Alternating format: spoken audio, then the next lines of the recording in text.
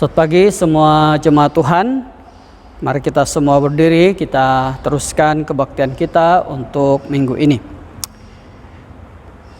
Tuhan beserta kamu. Saya gembira bila mereka berkata kepada saya,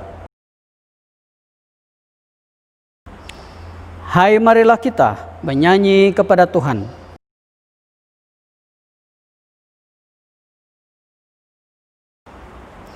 Allah itu roh, kemuliaan pada Allah Bapa, Anak, dan Roh Kudus.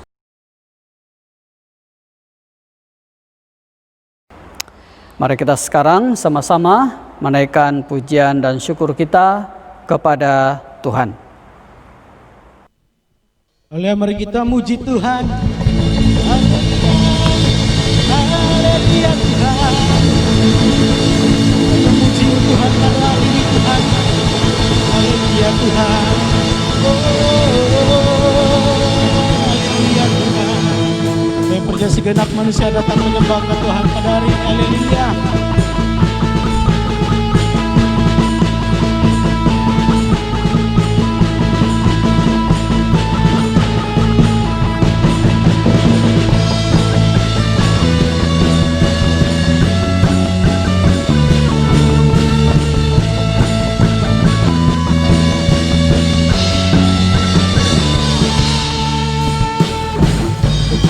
Manusia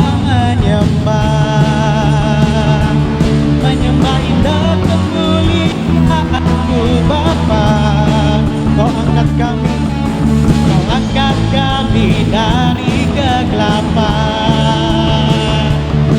Nyatakan sungguh Kau Yesus yang terhebat. Tiada satu pun dapat menghalangi Engkau. Tiada satu pun dapat menghalangi Engkau. Pilih yang terbaik dan menjadi bagian hidupku. Dari kemuliaan sampai kemuliaan, Engkau membawaku semakin bersinar. Terbang bersamamu, terbang semakin tinggi. Nyatakan Tuhan bagi hidup ini sinar kemuliaan.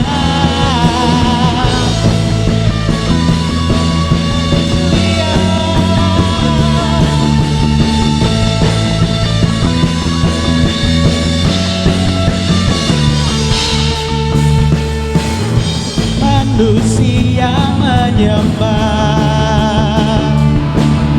indah kemuliaan-Mu Bapa. Kau angkat kami dari kegelapan. Untuk nyatakan sungguh Kau Yesus yang terhebat.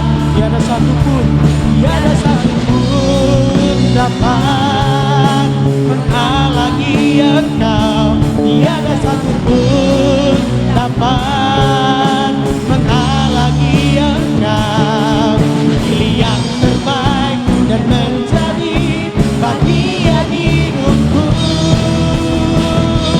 Dari kemuliaan sampai kemuliaan, Engkau membawaku semakin bersinar. Terbang bersamamu,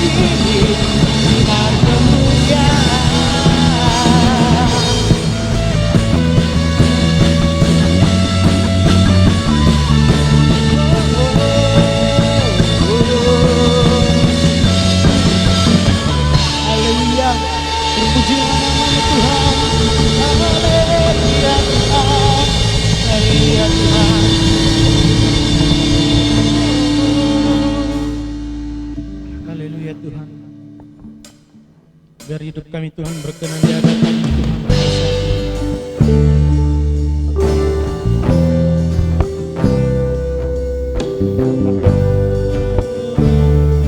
Haleluya Tuhan.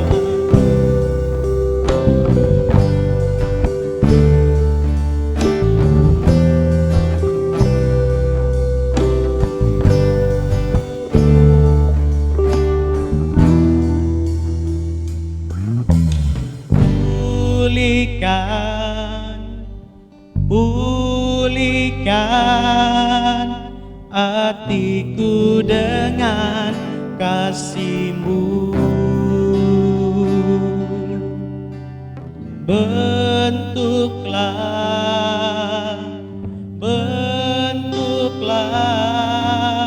hatiku jadi seperti-Mu. Kekudusan-Mu Tuhan, kekudusan-Mu memenuhiku. Tuhan, ini rinduku. Ubah hatiku seperti hati-Mu. Kudus berkenan bagi-Mu. Bagaikan emas yang murni, bentuk hatiku selalu. Biar ku menjadi ciptaan baru, bebas dari semua yang jahat. Amin. Serupa dengan gambar-Mu, sucikanku, kuduskan hatiku, Tuhan. Haleluya Tuhan. Haleluya Tuhan.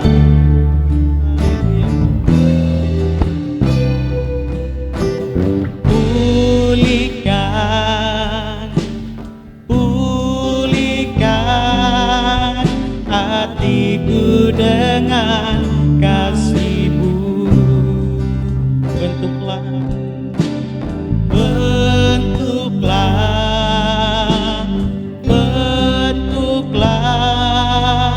hatiku jadi seperti-Mu. Kekudusan-Mu Tuhan, kekudusan-Mu memenuhiku. Tuhan, ini hidupku. Ubah hatiku seperti hati-Mu. Kudus berkenan bagi-Mu. Bagaikan emas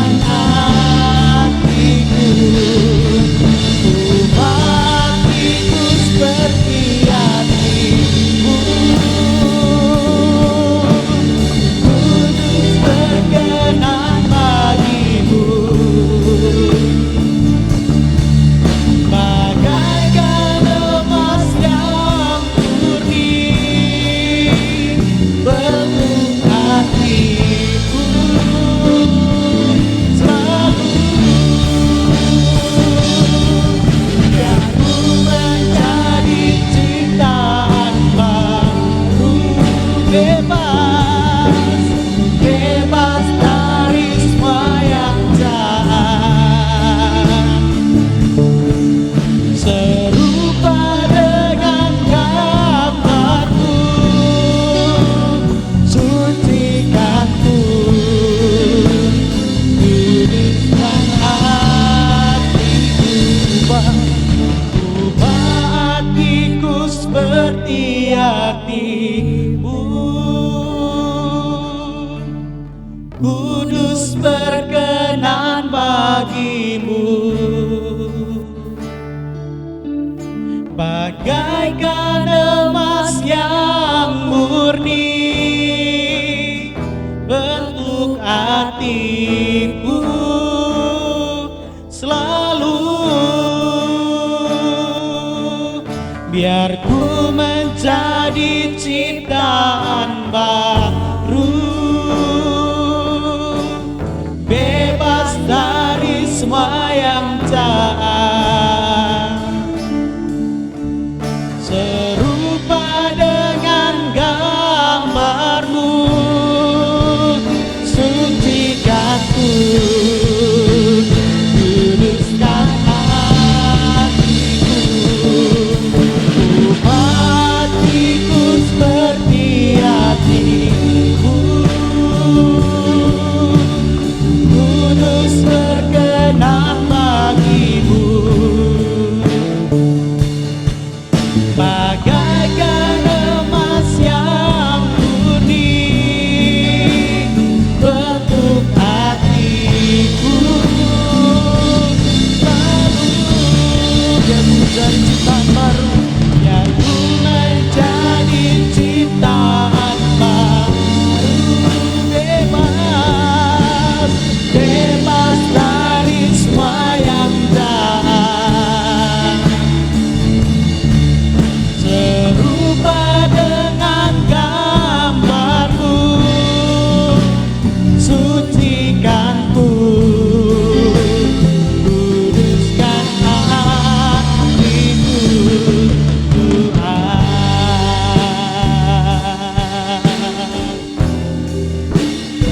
Kuduskan hatiku, Tuhan. Haleluya.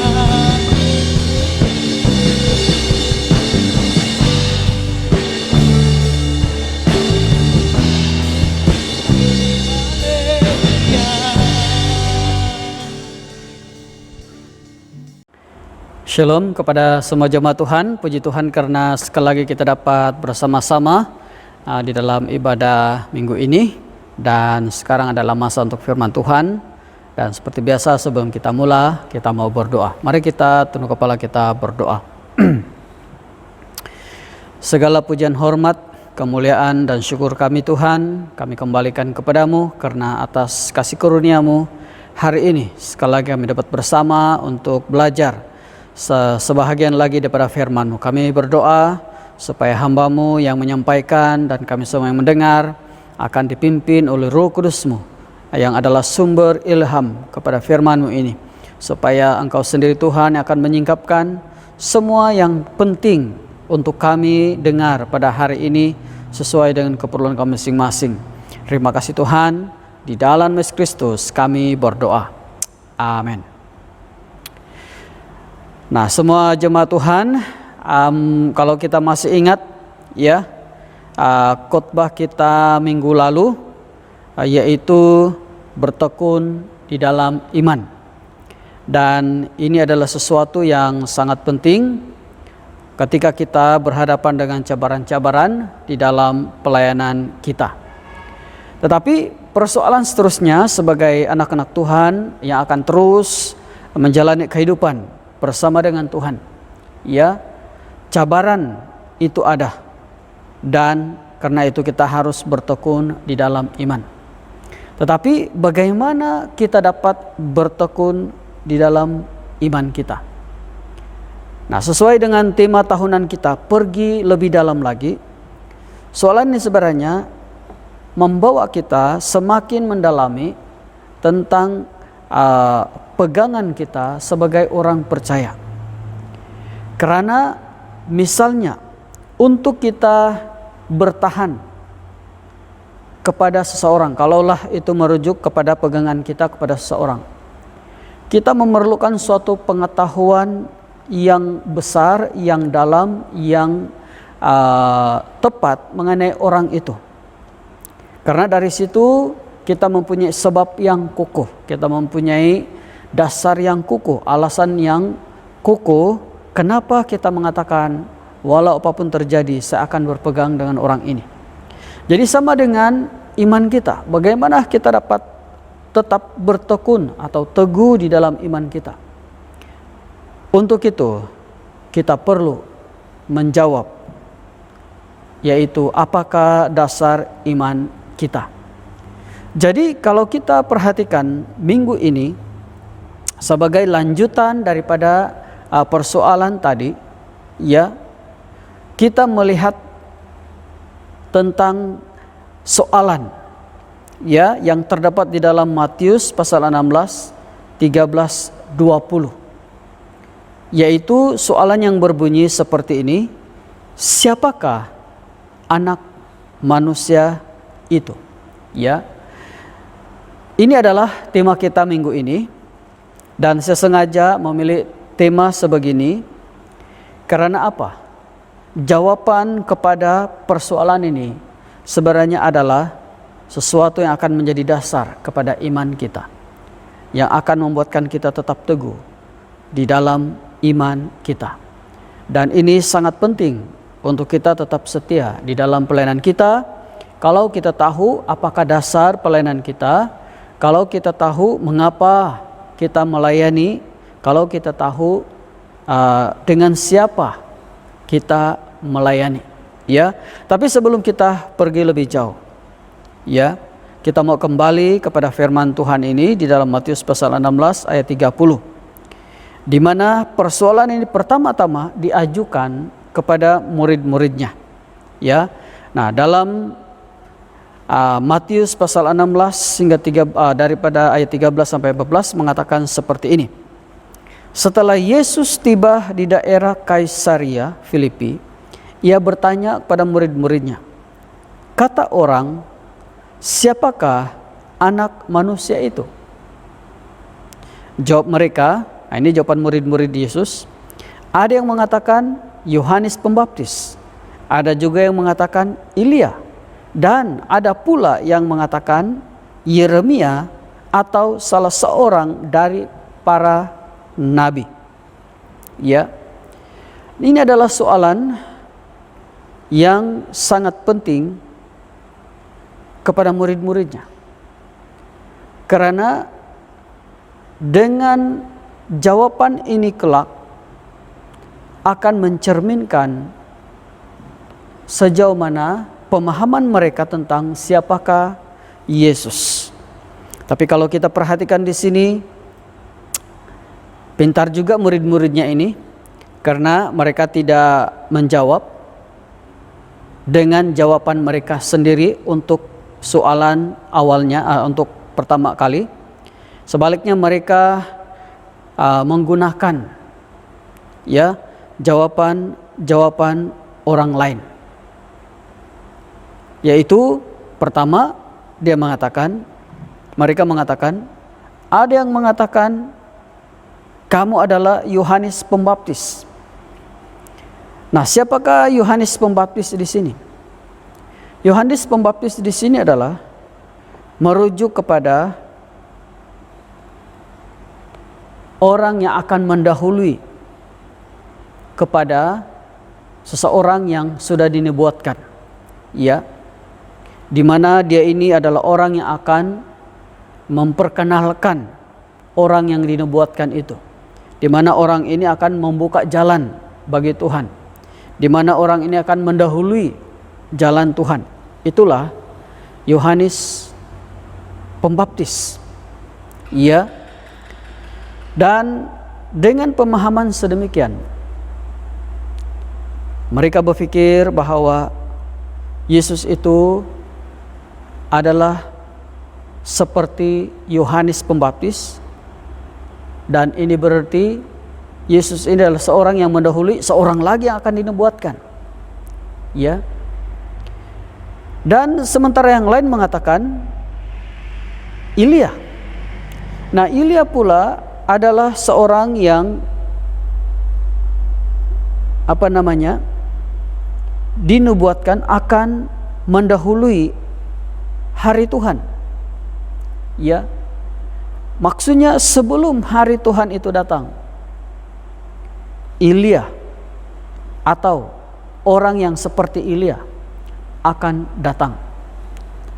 Dan ada yang berkira-kira bahwa Yesus ini barangkali adalah Ilya. Sementara yang lain mengatakan, oh, ini adalah Yeremia atau salah seorang dari para nabi. Nah, ini sebenarnya adalah merujuk kepada satu pengharapan di kalangan orang-orang Yahudi, karena pada waktu itu mereka percaya Yeremia diharapkan menjadi orang yang akan muncul dan memuliakan tabut Tuhan yang diperkirakan pada waktu itu telah disembunyikan. Ya, jadi kalau Yeremia ada, dialah yang akan mengembalikan semula tabut perjanjian itu, di mana ini tabut perjanjian adalah salah satu elemen penting di dalam penyembahan orang-orang Yahudi pada masa lalu maupun pada waktu itu. Ya. Jadi itu adalah gambaran-gambaran yang ada pada waktu itu mengenai siapakah Yesus. Nah, persoalan penting di sini adalah walaupun ini adalah kata-kata orang, tetapi berbalik kepada murid-murid Yesus. Adakah pada firasat kita, adakah sebenarnya mereka juga mengatakan hal yang sedemikian? Jadi ada dua kemungkinan di sini. Pertama, murid-murid ini barangkali tahu juga siapa Yesus ini, tapi mereka belum begitu berani untuk mengatakannya atau mengakuinya karena takut-takut silap barangkali. Jadi sebagai jalan selamat, mereka menggunakan jawaban-jawaban orang lain untuk memberitahu tentang siapakah Yesus, walaupun ada kemungkinan juga itulah juga jawaban mereka. Apapun pandangan atau jawaban murid-murid ini, hanya satu yang jelas. Ini menunjukkan bahwa setidak-tidaknya mereka belum sampai ke satu tahap di mana mereka benar-benar kenal siapakah Yesus ini. Di mana mereka benar-benar pasti siapakah Yesus ini. Dan tidak heranlah Yesus harus bersama dengan mereka, membawa mereka kemana saja. Karena murid-murid ini masih memerlukan bimbingan melalui pengalaman bersama di dalam pelayanan mereka. Dan situasi kita akan hampir sama. Karena kalau kita sendiri masih tidak begitu jelas, tidak begitu pasti tentang siapakah Yesus, ini akan memberi kesan yang besar di dalam iman kita, di dalam keteguhan iman kita, di dalam ketekunan iman kita. Yang pasti kita memerlukan satu kepastian yang jelas tentang siapakah Yesus ini, supaya apabila kita memberitakan Yesus ini kepada orang lain, kita akan beritakannya dengan penuh keyakinan. Karena keyakinan itu adalah dari dalam diri kita sendiri. Dan ini juga akan sangat membantu kekuatan iman kita. Karena inilah dasar ketekunan iman kita. Yaitu apabila kita tahu dengan pasti, dengan jelas, dengan tepat, dengan benar siapakah Yesus itu.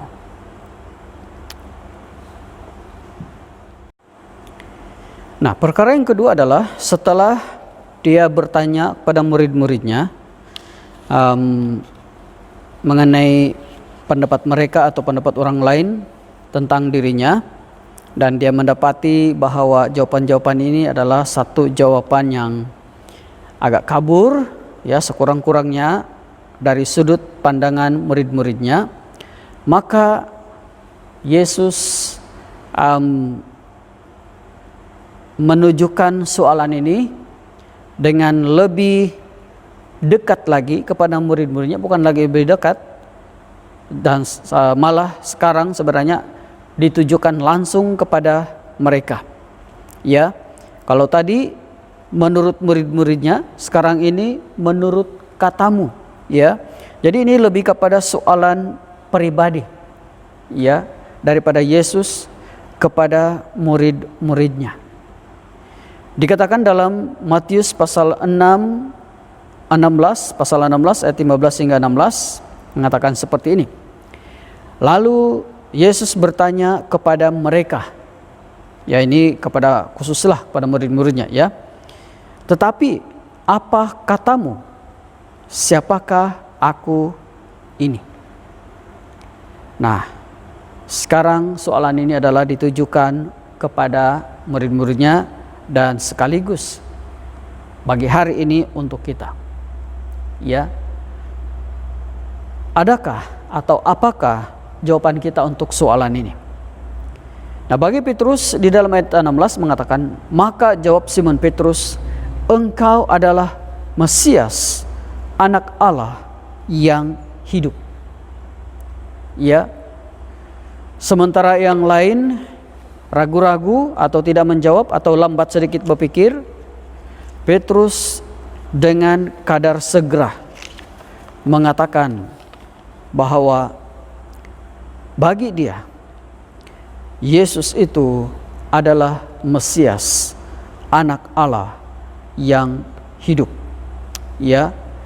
Dan seperti yang saya katakan tadi, mungkin kita percaya juga murid-muridnya ini adalah mempunyai jawaban yang sama dengan Petrus. Tapi kita tahulah Petrus ini adalah jenis orang yang di kalangan 12 orang muridnya adalah orang yang kadang-kadang cakap dulu baru berpikir kemudian, ya, dia ini jenis begitu, ya. Tetapi dalam konteks ini, ya, dia memberikan satu jawaban yang sangat tegas, yaitu bagi dia Yesus adalah Mesias, anak Allah yang hidup. Ya.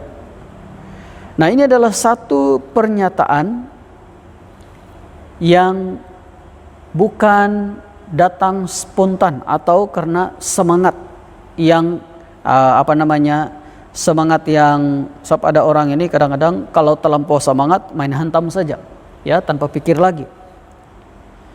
Tapi pengakuan Petrus ini saya percaya merupakan satu kesimpulan lama yang telah dia buat selepas bersama-sama dengan Yesus di dalam pelayanannya. Karena itulah dia tidak perlu mengambil waktu yang lama untuk memikirkan. Dia mempunyai satu keyakinan yang pasti tentang siapa Yesus, dan karena itulah dia memberikan satu jawaban yang segera. Dan pengakuan ini adalah satu pengakuan yang sangat penting kepada Petrus nanti, ya, karena pengakuan ini akhirnya adalah sesuatu yang menjadi dasar kekuatan kepada imannya.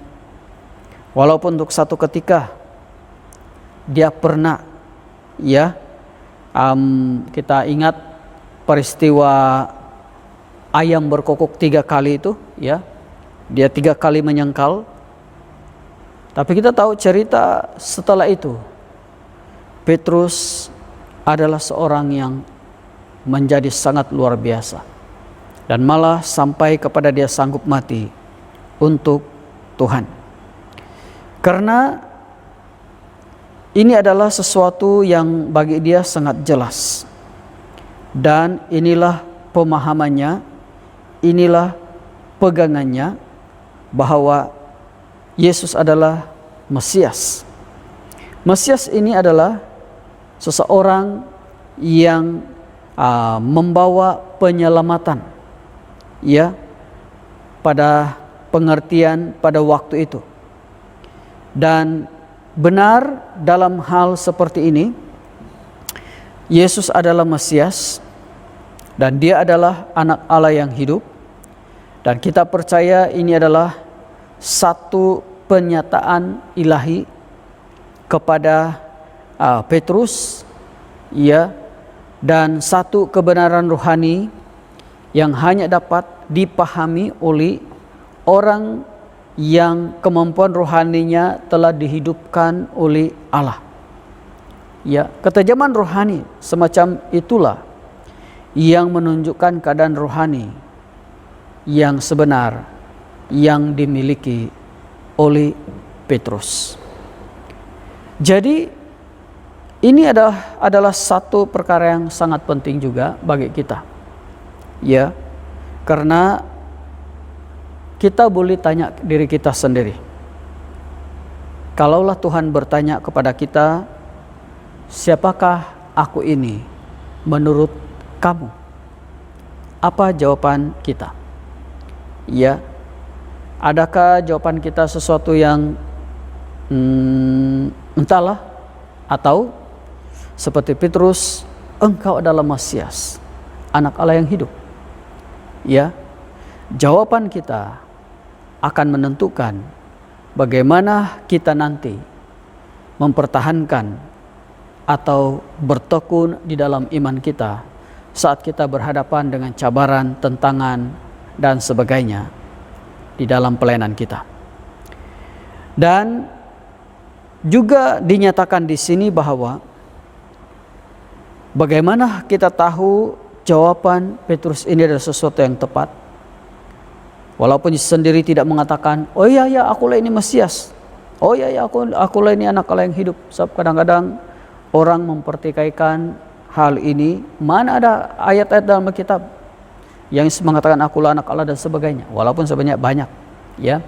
Tapi dalam konteks ini, dalam petikan ini, dia memberikan satu jawaban yang dengan sendirinya mengiyahkan kata-kata Petrus ini apabila dia mengatakan di dalam Matius 16:17, berbahagialah engkau.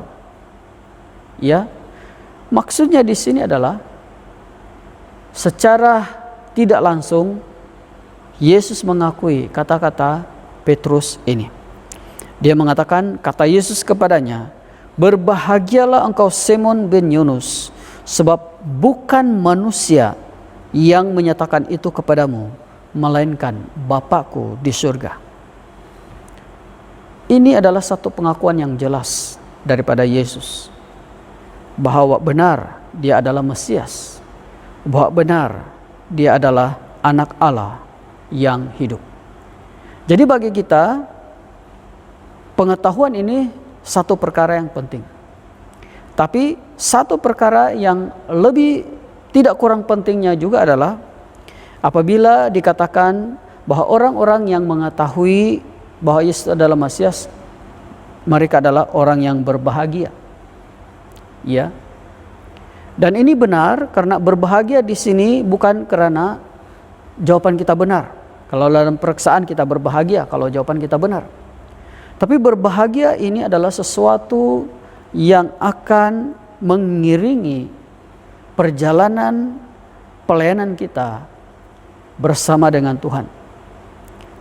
Karena apabila kita melayani Tuhan, ya, kita akan sentiasa rasa berbahagia. Tapi jangan salah paham. Tidak berarti yang kita tidak akan menangis, tidak berarti yang kita tidak akan menderita, tidak berarti yang kita tidak akan berhadapan dengan cabaran. Tetapi di dalam semua situasi-situasi yang kita boleh katakan menyakitkan, menyedihkan, melukakan dan sebagainya itu, jauh di dalam hati kita, setiap kali kita mengingat siapa yang kita layani, siapa yang kita sembah, akan ada satu rasa kebahagiaan di dalam hati kita. Inilah yang dimaksudkan berbahagialah engkau. Dan karena itulah orang yang melayani Tuhan dengan dasar yang benar melalui pengenalannya akan siapakah Yesus, mereka akan berbahagia di dalam kecukupan mereka, di dalam kekurangan mereka, di dalam ketika mereka di dalam keadaan bersuka atau berduka, ketika mereka disokong atau ketika mereka ditolak dan sebagainya. Mereka akan berbahagia karena mereka tahu mereka melayani Allah yang adalah Mesias dan anak Allah yang hidup. Tidak ada kebahagiaan yang lebih besar lagi selain daripada melayani Tuhan. Nah, perkara yang ketiga adalah dengan pengakuan Petrus ini, ya, sekarang kita mengerti mengapa Petrus menjadi seorang yang dipakai oleh Tuhan dengan luar biasa di dalam pelayanannya. Ya, dan melalui pengakuan Petrus inilah akhirnya Tuhan mengatakan dari situlah dia akan membangun atau membina gerejanya, yaitu melalui pengakuan tersebut. Untuk penjelasan lebih lanjut, maka kita akan melihat poin yang ketiga, yaitu dikatakan di situ kata Yesus kepada Petrus, "Engkau adalah Petrus." Dan di dalam engkaulah, ya, aku akan mendirikan jemaatku. Nah, ini dinyatakan di dalam Matius pasal 16 ayat 18.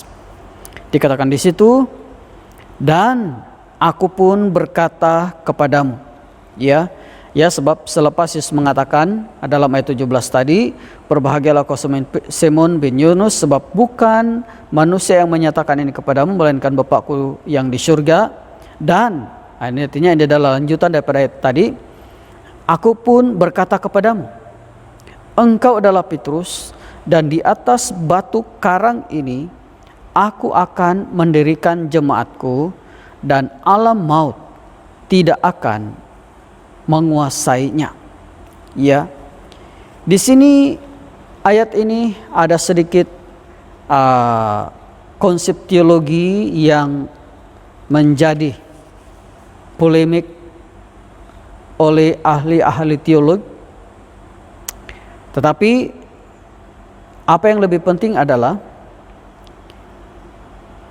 dengan kata-kata Yesus ini sebenarnya dia mengakui satu perkara, yaitu dengan melalui pengakuan Petrus ini, dari situlah Yesus akan mendirikan jemaatnya. Ya, kalau kita perhatikan kata-kata atau makna daripada Petrus ini, ya, dalam bahasa Yunaninya dia disebut Petrus ini seperti Petra, ya, yang berarti batu karang. Ya, jadi maksudnya di sini adalah batu karang ini merujuk kepada apa yang diakui oleh Petrus sendiri. Apabila dia mengatakan, "Engkau adalah Mesias, anak Allah yang hidup," itulah batu karang yang dimaksudkan oleh Yesus. Dan daripada batu karang inilah Yesus mendirikan jemaatnya. Maksudnya ia akan mendirikan gerejanya di atas pengakuan Petrus yang kokoh. Ya, kenapa ini perlu jelas untuk kita? Karena memang ada sesetengah orang menganggap bahwa yang dimaksudkan di sini adalah pribadi Petrus itu sendiri. Mereka berpikir bahwa daripada Petrus inilah nanti Yesus mendirikan gerejanya, mendirikan jemaatnya, dan itu tidak ada masalah. Tetapi apabila sampai kepada anggapan bahwa akhirnya hanya gereja yang datang daripada Petrus ini yang dianggap sebagai gereja yang benar, karena mereka berpikir itulah yang dimaksudkan Yesus. Maka dengan hormat, itu adalah sesuatu yang saya percaya bukan dimaksudkan oleh Yesus. Karena yang dimaksudkan oleh Yesus di sini adalah pengakuan Petrus itu sendiri. Itu adalah batu karang yang kokoh. Dan di atas batu karang itulah, yaitu pengakuan Petrus itulah, Yesus mendirikan jemaatnya. Jadi maksudnya di sini, sesiapa saja orang yang mengakui bahwa engkau adalah Mesias, anak Allah yang hidup, dari situlah Yesus membangun gerejanya. Karena apa? Hanya orang-orang yang telah mempunyai pengakuan yang sedemikian akan mampu mendirikan atau menjalankan atau menunaikan tanggung jawab yang diamanahkan oleh Yesus ini. Sebagai contoh, apabila saya mengatakan engkau adalah Mesias, anak Allah yang hidup, apa maksudnya itu untuk saya? Bagi saya ini adalah satu dasar yang kokoh. Dan karena dasar yang kokoh ini, Yesus boleh menggunakan saya untuk memberitakan Injilnya. Dan mungkin mendirikan gereja juga. Ya. Jadi itu yang dimaksudkan di sini. Jadi ini penting untuk kita, karena dengan jawaban ini, kembali lagi kepada topik kita minggu lalu, ini akan meneguhkan iman kita. Ini akan membuatkan kita bertekun di dalam iman kita. Dan dengan demikian kita mampu untuk memberitakan Injil Tuhan dengan begitu yakin, dengan begitu pasti. Karena pengakuan inilah yang akan menjadi dasar yang kokoh bagi kita. Selain daripada itu, dikatakan juga bahwa orang-orang yang mempunyai pengakuan yang sedemikian, kepada mereka diberikan kunci kerajaan surga. Dalam ayat 19, kepadamu akan kuberikan kunci kerajaan surga. Apa yang kau ikat di dunia ini akan terikat di surga, dan apa yang kau lepaskan di dunia ini akan terlepas di surga. Nah, apakah pula maksud ini? Alam maut yang dimaksudkan di sini adalah iblis dan semua usaha jahat dunia untuk membinasakan gereja Kristus ini. Ya, bahagian ayat ini tidak bermaksud bahwa seorang percaya atau gereja atau persekutuan gereja atau denominasi apapun tidak akan pernah terjerumus ke dalam dosa atau ajaran sesat atau murtad dan sebagainya. Ya, Yesus sendiri sudah menubuatkan bahwa banyak orang akan meninggalkan iman dan ia mengingatkan gereja-gereja yang sedang meninggalkan mereka, khususnya di dalam zaman kita hari ini, agar berbalik daripada dosa mereka, karena kalau tidak, ya, mereka akan disingkirkan. Tetapi dengan pengakuan ini, ya, kuasa kegelapan tidak akan berlaku atas mereka, tidak akan dapat menguasai mereka, karena mereka telah mempunyai satu batu karang yang kokoh, yaitu iman yang sudah teguh, seperti mana yang telah mereka akui bahwa Yesus adalah Mesias, anak Allah yang hidup. Dan itulah yang dimaksudkan dengan kuasa maut ini tidak akan menguasai mereka. Ya, malah kunci kerajaan surga ini diberikan kepada orang-orang yang seperti ini. Ya, kita tahulah bahwa Yesus sebenarnya yang berkuasa, ya, atas karena kuasa di surga dan di bumi sudah diberikan kepada Yesus. Tapi sekarang Yesus juga memberikan kuasa ini, yaitu kita boleh membuat orang masuk ke surga. Dan begitulah sebaliknya. Karena dikatakan di sini, apa yang kau ikat di dunia ini akan terikat di surga, dan apa yang kau lepaskan itu akan terlepas di surga. Ya, ini menunjukkan betapa besar kuasa yang diberikan, betapa besar kepercayaan yang diberikan kepada orang-orang yang telah mengakui Yesus ini sebagai Mesias ini. Ya, jadi ini adalah satu yang membuatkan kita mempunyai suatu sebab yang sangat besar untuk kita memegang teguh pegangan kita, karena bersama dengannya ada tanggung jawab yang besar juga. Dan ini memerlukan satu komitmen yang sungguh-sungguh kepada kita. Walau apapun juga, ya, yang pasti ini adalah satu penghormatan besar kepada kita, karena Tuhan mempercayakan kita berasaskan kepada pengakuan kita mengenai siapakah Yesus itu bagi kita. Jadi sekali lagi saya mengajukan soalan ini kepada kita. Siapakah Yesus itu bagi kita? Karena jawaban ini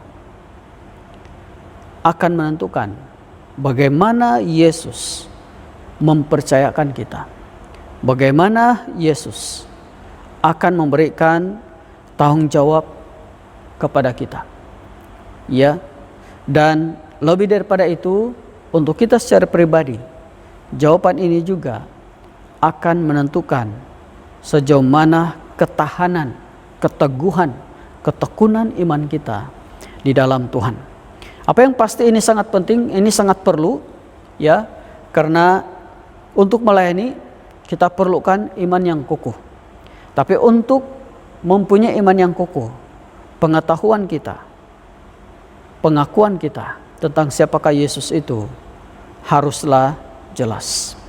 Saya mendorong dan saya berharap apabila Tuhan bertanya kepada kita, siapakah saya bagi kamu, kita akan mempunyai jawaban seperti Petrus. Bukan karena meniru jawaban Petrus, tapi karena itulah yang ada di dalam hati kita dengan sungguh-sungguh. Semoga Tuhan memberkati kita, dan dengan apa yang kita pegang akan terus memimpin kita di dalam iman dan pelayanan kita di hadapan Tuhan. Mari kita tunduk kepala, kita berdoa.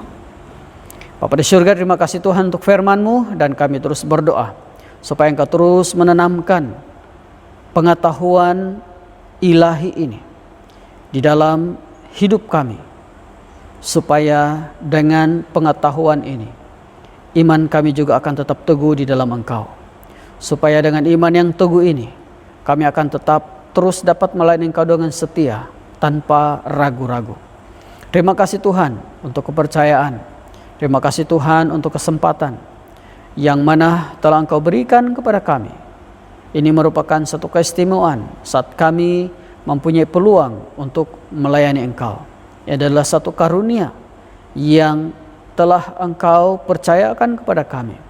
Kiranya melalui pertolongan-Mu kami dapat melakukan dan melaksanakan semua ini, bukan dengan kekuatan kami, tapi dapat kekuatan Allah sendiri.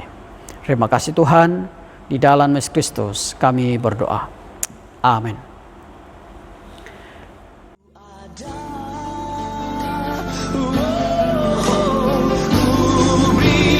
Yang terbaik bagimu, ku relakan segalanya.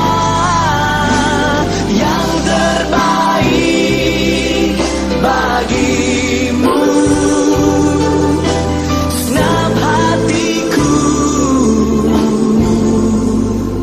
dan segenap jiwaku.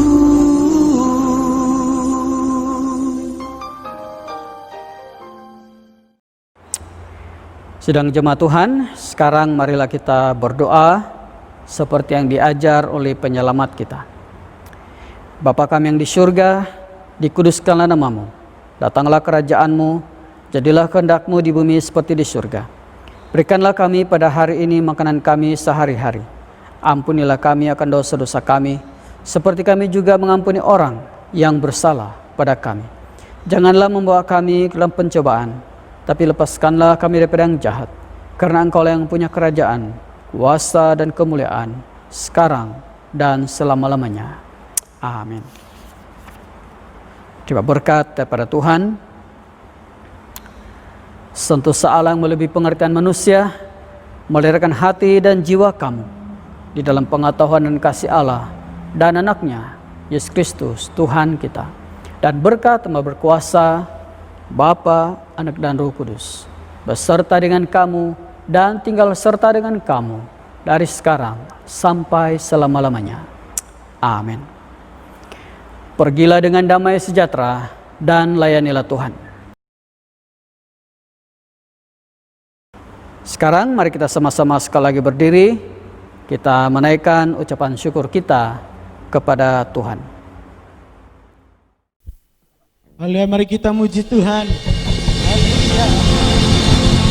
Haleluya Tuhan. Dengan Tuhan kami ada pada Tuhan. Haleluya Tuhan. Haleluya.